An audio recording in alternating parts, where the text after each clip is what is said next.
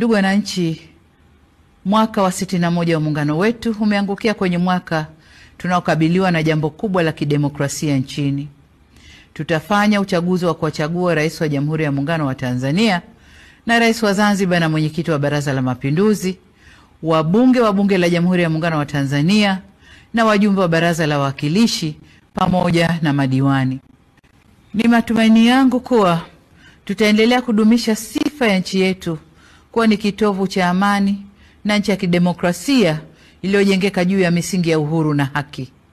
Serikali imejipanga kuhakikisha kuwa mahitaji yote ya Tume Huru ya Taifa ya Uchaguzi yanapatikana kwa ukamilifu na kwa wakati.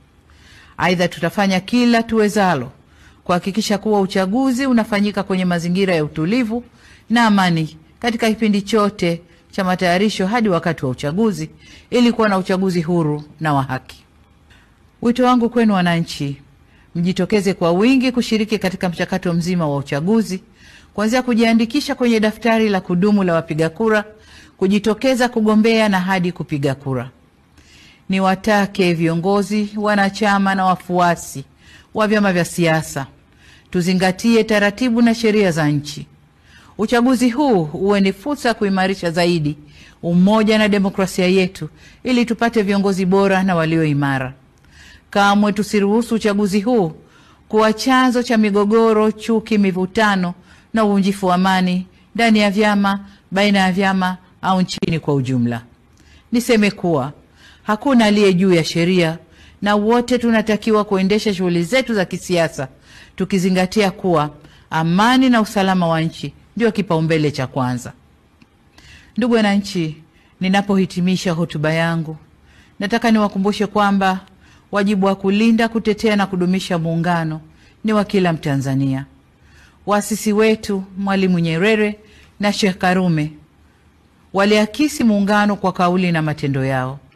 Nasi hatuna budi kudumisha tunu hii ya taifa letu kwa kuimarisha misingi ya udugu, uzalendo, amani, mshikamano na umoja wa kitaifa. Hizo ndizo nguzo zinazoleta umadhubuti na uimara wa muungano huu. Tuilinde misingi hii ili tuweze kufikia matamanio ya waasisi wa taifa letu ya kuwa na taifa moja lenye nguvu zaidi kiuchumi, kisiasa, kijamii na kidiplomasia. Tumeweza kulinda uhuru wetu na mapinduzi matukufu ya Zanzibar dhidi ya matishio mbalimbali.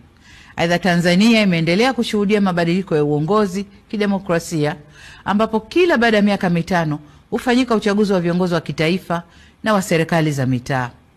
Zaidi ya hayo, muungano wetu unaendelea kuzingatia misingi ya utawala bora katika nyanja mbalimbali ikiwemo utawala wa sheria, haki za binadamu, uwazi, uwajibikaji na maridhiano. Demokrasia yetu imeendelea kukua na kuimarika hususan kupitia falsafa yetu ya R4 ambayo itaendelea kuwa nyenzo muhimu ya kukuza ushiriki na ushirikishwaji wa wananchi kwenye masuala muhimu kwa mustakabali wa nchi yetu.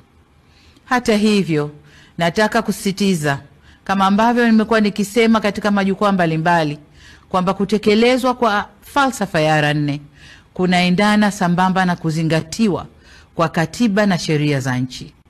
Kamwe falsafa hii haiwezi kuwa kisingizio cha kuvunja sheria au kujenga mazingira yanayohatarisha amani, usalama na utulivu wa nchi yetu. Dola ya Jamhuri ya Muungano wa Tanzania inasimamiwa na mihimili mitatu ambao ni serikali, bunge na mahakama.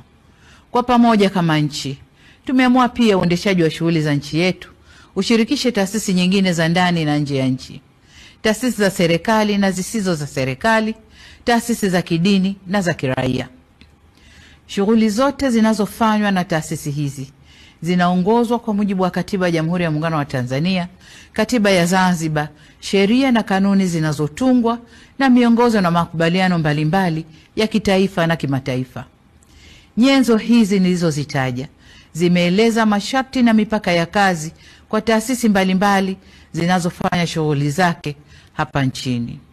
Ili kuiwezesha serikali kuendelea kulinda haki za kiraia ikiwemo haki ya kujieleza na kutoa maoni, ni vyema sote tusivuke nje ya mipaka yetu. Tusisahau kwamba mfumo wa dola yetu ni kuongozana, kusimamiana na kuwajibishana. Kesho tunapofikia kilele cha maadhimisho ya miaka 61 ya muungano wetu, katika mikoa na wilaya zetu zote za nchi nzima.